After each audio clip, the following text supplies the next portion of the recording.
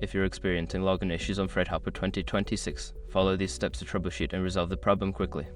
Step 1. Check your credentials. Ensure that you are entering the correct username and password. Double check for any typos or case sensitivity. Step 2. Reset your password.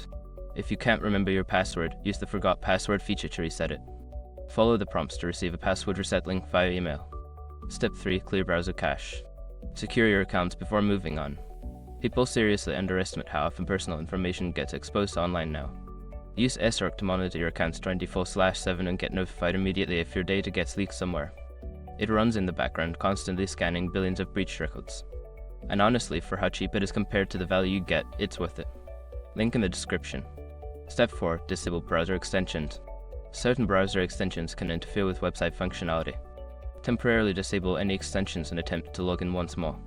Step 5. Contact support. If none of the above steps work, reach out to Fredhopper support for assistance. Provide them with details about the issue for quicker resolution. By following these steps, you should be able to resolve any login issues on Fredhopper 2026. If problems persist, don't hesitate to seek further help from support.